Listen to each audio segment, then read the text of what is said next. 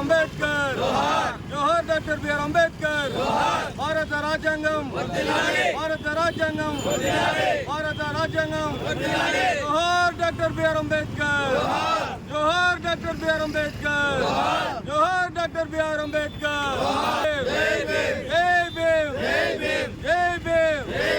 కొనసాగిస్తాం కొనసాగిస్తాం కొనసాగిస్తాం కొనసాగిస్తాం. ఈరోజు భారత రాజ్యాంగం పార్లమెంటులో ఆమోదించి దాదాపు 76 సంవత్సరములు.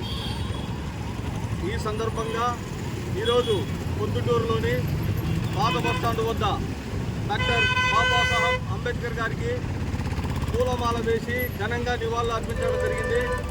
ఈ సందర్భంగా రాష్ట్ర ప్రజలకు దేశ ప్రజలకు భారత రాజ్యాంగ దినోత్సవ శుభాకాంక్షలు తెలియజేసుకుంటున్నాము.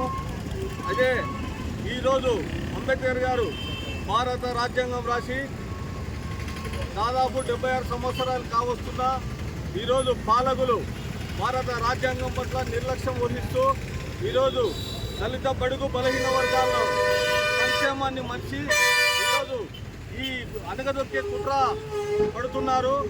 ఇవన్నీ ఇలాంటి ప్రభుత్వ అధికారులు కానీ పాలకులు కానీ ఇలాంటి దుశ్చర్యలు మానుకోవాలని ఈ సందర్భంగా తెలియజేస్తున్నాను.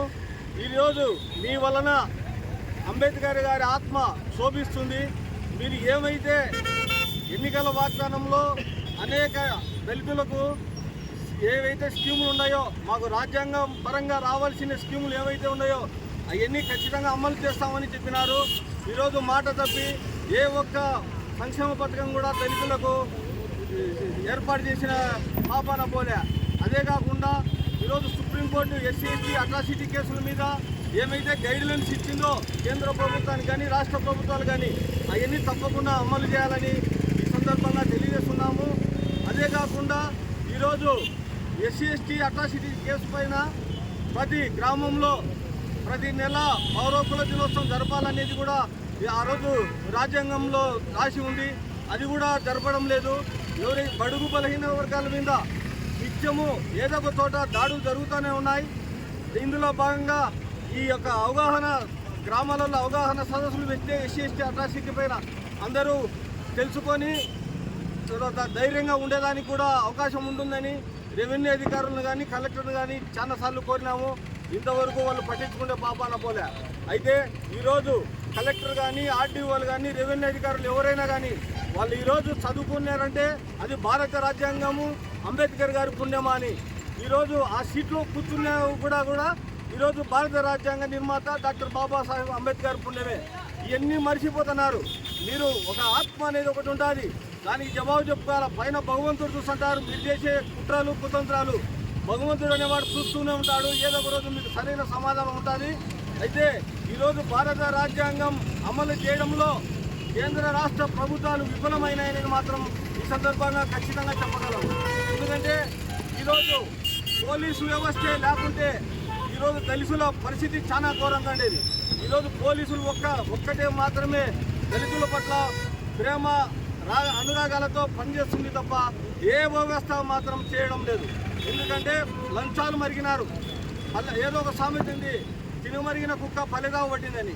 సిగ్గు ఎక్కువ లేకుండా భారత రాజ్యాంగానికి విరుద్ధంగా ఈరోజు రెవెన్యూ అధికారులు ప్రవర్తిస్తున్నారు. గత 30 ఏళ్ళ ఉంటే ప్రభుత్వ భూములు ఎన్ని ఉన్నాయి, ప్రభుత్వ స్థలాలు ఎన్ని ఉన్నాయి, ఇప్పుడు ఎన్ని ఉన్నాయి, ఇప్పుడు ఏమున్నాయి అనేది ఒక్కసారి ఆలోచించుకోవాల. కలెక్టర్ అయితే చాలా నీచం.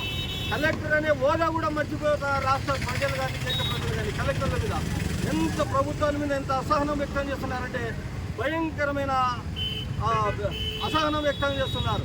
ఎందుకంటే ఇటువంటి వారిగా నేను నా రాజ్యాంగంలో ఉద్యోగాలు దొరికింది, ఇటువంటి వారిగా నా రాజ్యాంగంలో పాలకులుగా నియమించడానికి నేను రాసిన రాజ్యాంగం అని ఆయన ఆత్మ శోభిస్తూనే ఉంది. మీరు ఇప్పటికైనా దయ ఉంచి ఇలాంటి పాపిష్టి పనులు మానుకొని భారత రాజ్యాంగానికి లోబడి ప్రభుత్వ అధికారులు పనిచేయాలని ఈరోజు ఈ రాష్ట్ర ప్రజలకు, ఈ దేశ ప్రజలకు భారత రాజ్యాంగ దినోత్సవ శుభాకాంక్షలు తెలియజేసుకుంటూ జై భీమ్. ఈరోజు 76వ రాజ్యాంగ దినోత్సవం జరుపుకుంటున్న దేశ ప్రజలందరికీ రాష్ట్రాల ఆడు తరఫున శుభాకాంక్షలు తెలియజేస్తున్నాను. ఈరోజు రాజ్యాంగము ఏ విధంగా అయితే రాశారో ఆ విధంగా అది పని చేయడం లేదు. అది ఓన్లీ పెద్దలకే అది వస్తుంది, కానీ పేదవాళ్ళకు ఏం ప్రయోజనం లేకుండా ఉంది. కనుక రాజ్యాంగాన్ని సరైన పద్ధతిలో నడిపిస్తారని మేము రాష్ట్రాలను ఆశిస్తూ సెలవు తీసుకుంటున్నాం. అందరికీ నమస్కారం. భారత రాజ్యాంగ 76వ దినోత్సవ దళిత నాయకులకు అందరికీ జై భీమ్. ముఖ్యంగా ఈ కూటమి ప్రభుత్వంలో ఎస్సీ, ఎస్టీ, కార్పొరేషన్, బీసీ, మైనార్టీలు సంబంధించి లోన్లు కూడా ఏవి కూడా బడుగు వర్గాలకు ఇవ్వడం లేదు. పోయినసారి జగన్ ప్రభుత్వం ఏంటంటే ఈసారి కూడా కూటమి ప్రభుత్వం కూడా చేస్తుంది. దయ ఉంచి దాని మీద ఒకటి నిఘా ఉంచి ప్రభుత్వం చర్యలు తీసుకోవాల్సిందిగా కోరుతున్నాము. జై భీమ్.